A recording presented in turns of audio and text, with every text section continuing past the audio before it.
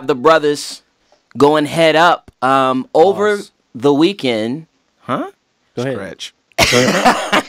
Over the weekend, two of the greatest tight ends in NFL history made news. We've got Jason Witten, who basically is pulling the okie doke on the Dallas Cowboys. They deserved it. Said, oh, by the way, I'm actually out. I'm going to take this ESPN job.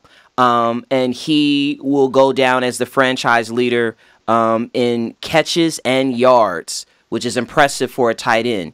Not to be outdone, though, by Mr. Antonio Gates, who over the weekend was told by the Los Angeles Chargers. Yes, I did. Yeah. I almost said it. By the Los Angeles Chargers that his services were no longer needed. 15 years career for both men. Antonio Gates, franchise leader in not only catches and yards, but also touchdowns. And, you know, part of one of the most prolific quarterback to tight end, actually quarterback to receiver, let's just say receiver combinations in NFL history. So the question today for the brothers is Jason Witten or Antonio Gates? If you can only take one to the Hall of Fame, guys, which one do you choose? And Kevin, I will allow you to call it in the air. Heads or tails, go. Birds got tails, baby. Let's go. Tails. Tails it is. Who are you taking with you, Jason Witten or Antonio Gates? I'm taking the brother to the promised land. Let's go, Antonio. All right. Dev, you want to go first or do you want to go last? Now let the whore go first. Start the music. All right. Mr. Antonio Ethan, for you, Omar, Gates Jr., deserves the nod for one reason, and that's because he was never supposed to be an NFL tight end to begin with. He originally enrolled at Michigan State to play both football and basketball, but the great Nick Saban, who was a football coach at the time, told him he only wanted him to play football. So Gates transferred 3 times before he ended up at Kent State. He never played a down of college football. Scouts told him he was too much of a tweener to have an NBA career. So he was actually lucky enough to get drafted. He was undrafted. He got signed by the San Diego Chargers in 2003. And from that, he was selected to the Pro Bowl 8 times, 3 times All-Pro, first team. Led the league in touchdown catches for a tight end for 5 seasons. Led the league in receiving yards as a tight end 3 times. He's the 2nd tight end and the 9th player ever to record 100 career touchdown catches.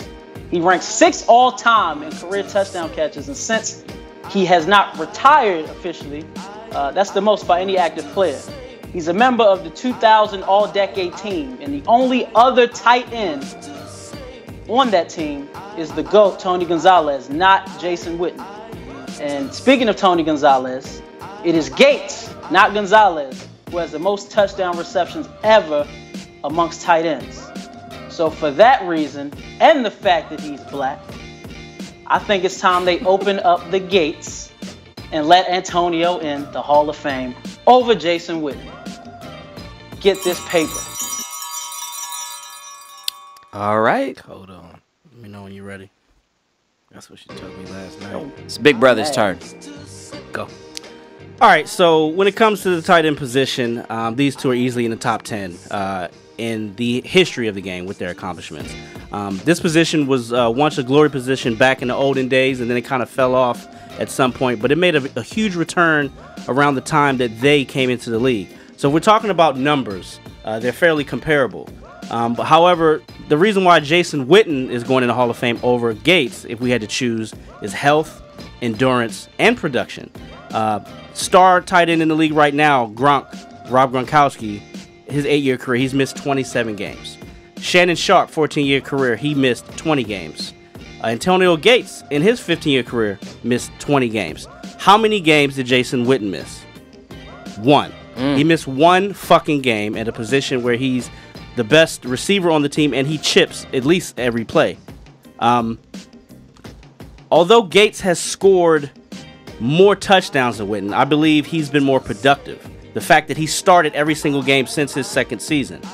Witten has more catches in that time span, 225 more receptions, 940 more yards. They played the same amount of years, obviously, but Gates only had he only had more receptions during those 15 years 3 times. So Jason had more receptions than him 12 out of those 15 years. Witten has 4 1,000-yard seasons. Gates only has 2. Neither of them have had much playoff success because their teams choked it off. Gates played 10 playoff games. Witten had 8. But guess who has better numbers? Witten. And Terrell Suggs said you don't leave home without a white tight end, so we sticking with that. Gates hasn't made the Pro Bowl since 2011. Mr. Witten made it last year. So consistency, better all-around player, better blocker. He's on the field. He's healthy. That's why he gets in over Gates. He played in a dome. All right. That was actually really, really, really, really, really good debate. Red O.